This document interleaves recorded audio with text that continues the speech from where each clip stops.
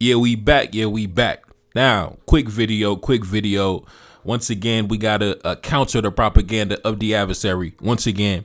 So today, we got a headline from the French media. The French media, they've been going on the offensive as of recently, especially against, big homie President Assimi Goïta. So today, they put out this headline. It said this: 2 years after the liberation of the city of Kidal, a new jihadist threat is over Mali. Now, first things first, big up to President Assimi Goïta, because when they talk about the liberation of the city of Kidal, they're talking about how 2 years ago, the military in Mali, under the leadership of President Assimi Goïta, was able to reconquer a strategic city in the north of the country, a city that the French military was unable to reconquer after almost 10 years. President Assimi Goïta did it in less than 2 years, in 15 months, right?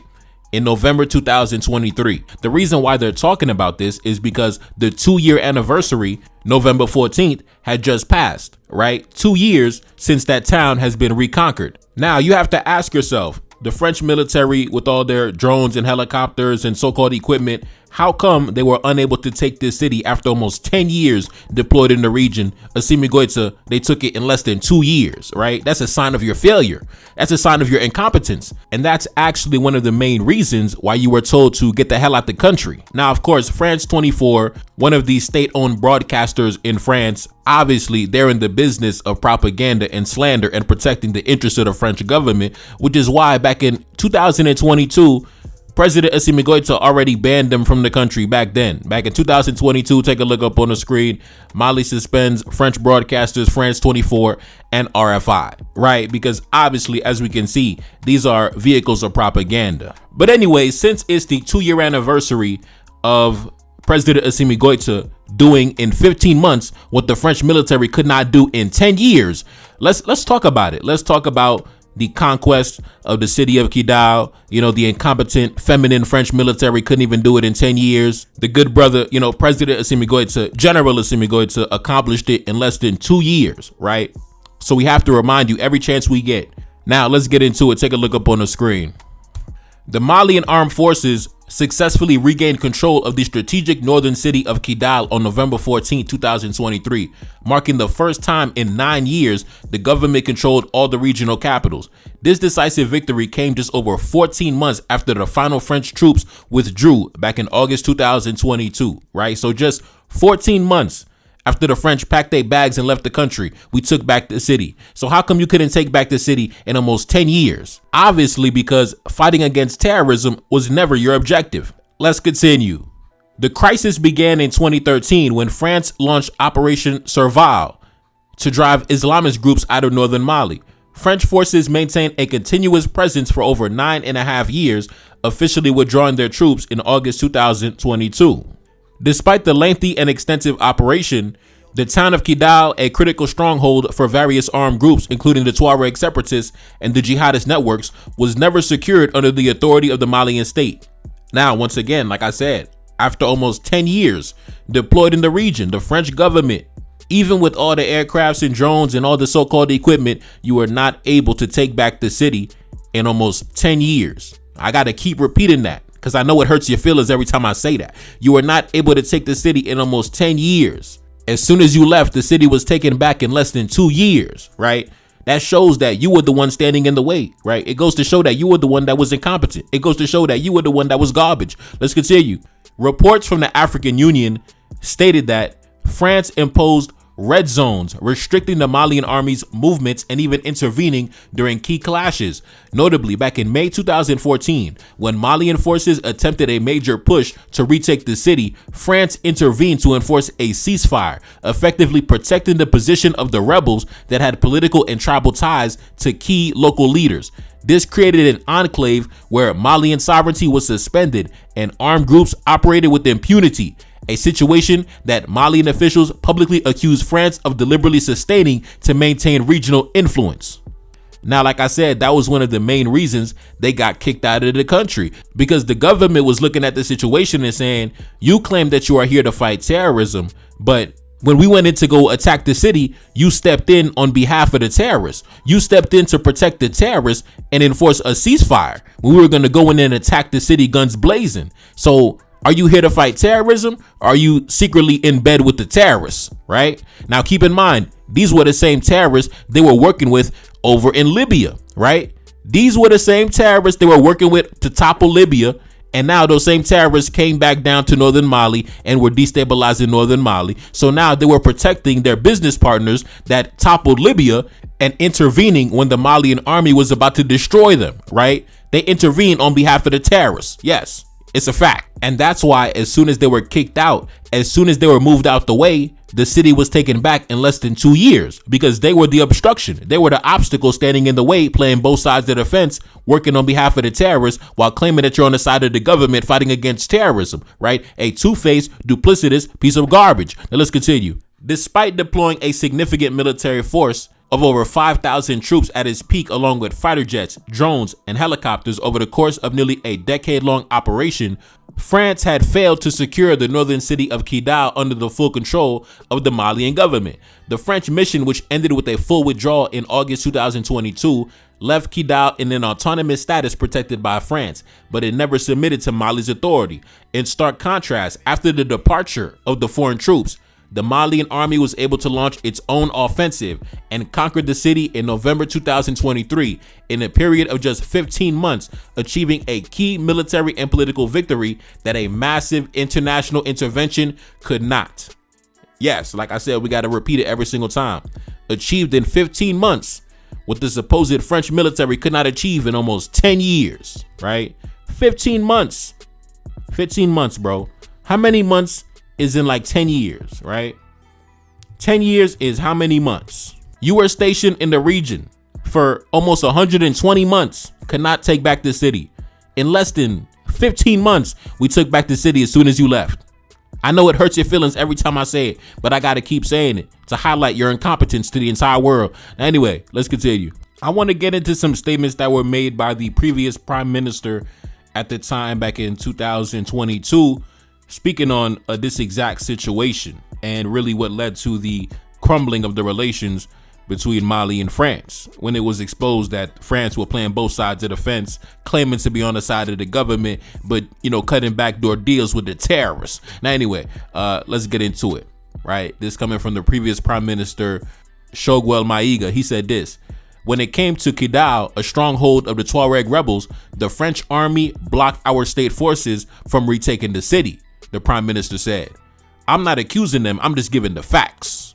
Maïga said that the French troops had created an enclave in Kidal, a town in the desert region of northern Mali, and handed it over to a terrorist group known as Ansar al-Din, allegedly linked to Al-Qaeda. He said the Malian military was banned from entering the territory, right? So they said when the French military was deployed in the region, they, like we mentioned before, they did not allow them to make advances upon the terrorists, right? When the government went on the attack, they would intervene and block the government from attacking the terrorists. Take a look up on the screen. France, along with other international partners, was concerned about the potential for violent reprisals by the Malian army against the Tuareg and the Arab civilians in Kidal, who are often associated with the rebels. This led to an initial French refusal to allow Malian government troops into the city. So the excuse that the French gave was, we don't want to allow you into the city because we don't want to, we don't want any crimes to happen against the civilians, right? So the reason why we don't want to go and conquer the city is because, we're really protecting the civilians, even though there's terrorists inside the city, but we want to protect the civilians though. So you cannot come inside the city and attack the terrorist leaders, right? That was the justification given by the French government at the time, right? Anyway, let's continue. So the previous prime minister, he went on to say, they have armed groups trained by French officers. We have evidence. We do not understand the situation and we do not tolerate it. Maïga also added that these groups had came from Libya, right? Like I say, man, these guys went and crashed Libya, went and wiped Libya off the map for their own personal interests. And that ended up destabilizing the entire region, right? They took all the weapons down from Libya and went down to the southern neighbors and started destabilizing neighboring countries. And the French government came in and said, we're going to fight against terrorism. And as soon as they come through, they cutting deals with the terrorists. They're protecting the terrorists. Why? Because they were plundering the country. We're not here to fight no terrorism. We're here to plunder and loot and rob and pillage, right? But anyways, like I said, man, the French were kicked out in the summer of 2022. And by November 2023, they took the city back. They took the city back. You know, ultimate embarrassment for France, obviously, you know, exposed. How the hell you couldn't do something in almost 10 years? They did it in a year and a half. I would be embarrassed if I was supposed to do something and I couldn't do it in 10 years and somebody else comes along and does it in less than 2 years. And that's why you see them putting headlines like this out today talking about, oh, 2 years after the liberation of the city of Kidal, a new jihadist threat is on Mali, right? They don't want to talk about how they were utterly embarrassed and exposed by their failures in the fight against terrorism. They want to deflect off the topic at hand, right? Because they know it's the 2-year anniversary. So they want to throw out some headlines like this. And that's why you got suspended from the country 2 years ago. That's why France 24 got banned from the country 2 years ago, because of this fake news propaganda cheerleading for the terrorist groups that you tend to do. But anyways, one of the biggest examples that showed you that France was definitely playing both sides and also working with the terrorist groups was back in, I think, 2016 or 2017, sometime during their deployment. They had one of the major leaders of the terrorist groups, I think the main leader of the terrorist group, in their sights. They could have killed him or captured him. But instead, you know what they do? You know what they did? Nothing. They didn't do nothing. They didn't do nothing. Take a look up on the screen, right? This article, I'm going to translate it from French. It said how Algeria protected the jihadists named Iyad with the aid of Paris. Article said this: in a gesture of diplomatic and military courtesy that will long be remembered at the French Ministry of Defense, back in 2014. Okay, so this was back in 2014. Back in 2014, when the French had Iyad, the leader of the Malian jihadist movement, within striking distance, France instead chose to consult with Algeria before acting, rather than neutralizing him or capturing him alive, right? So, like they said, the French military, they had the leader, the jihadist leader, the big elder. They had him within striking distance. And instead of killing him or capturing him, they instead decided to consult with Algeria. And after consulting with Algeria, they decided to not do anything. We're not going to kill him. We're not going to capture him. We're going to let him go. We're going to just keep it moving. Now, when it comes to Algeria, Algeria provides a lot of safe havens for some of these, terrorist leaders. So, when they get smashed, when they get, destroyed on the battlefield, they run over the border. They go hide in Algeria to recuperate and recover from their losses and lick their wounds. So these guys have all type of connections in Algeria. So France, instead of killing this dude, decided to let me consult with Algeria, and they decided that we're not going to do anything to him. We're not going to kill him. We're not going to take the city. Instead, we're just going to keep it moving. And of course, it would not be the last time that Algeria protects this so-called terrorist leader, because if you remember earlier in the year, I covered this story as well. I think it was back in April 2025. Take a look up on the screen. Mali accuses Algeria of shooting down a surveillance drone. If you remember, the Algerian military has shot down a Malian drone that was conducting an operation along the border region between Mali and Algeria. And they say that during this operation, this specific individual, like I said, this the big boss man of the terrorist group, JNIM, they said they had him within their sight, their line of fire, and they were probably going to just wipe him out right there. But the Algerian government intervened and shot down the drone before the Malian government had the chance to wipe this dude off the map. So like I say, man, this dude heavily plugged into Algeria, got probably all types of connection with the Algerian military. They saved this guy's life on multiple occasions. It's crazy. Of course, the relationship between the military government in Mali and Algeria has been very tense for the past couple years. Clearly, Algeria is also in bed with, these same terrorist groups. But at the end of the day, one day I'm going to be sitting up on this microphone and I'm going to be glad to report the death of Iyad, right? This so-called terrorist leader. I can't wait for the day that I can hop on the microphone like, listen, we back. Listen, we back. They got him. They killed Iyad. I cannot wait. That's going to happen one day. That's going to happen one day. They're going to get him. Algeria cannot protect him forever. I know he hiding somewhere in Algeria. He hiding, somewhere by the border. Listen, that dude running and hiding. But at the end of the day, we're going to get him. And I can't wait to make that video. Anyway, like I said, man, President Assimi Goïta, the military in Mali accomplished in 15 months what the French government cannot accomplish in almost 10 years. They cannot take the city back in almost 10 years. President Assimi Goïta, the military in Mali, they took it back in less than 2 years. Say whatever you want. The French should be embarrassed of themselves. Your authority should be embarrassed of themselves. Your defense minister should be embarrassed of themselves. Your generals and commanders and lieutenant colonels should be embarrassed of themselves. Listen, that's a fact, man.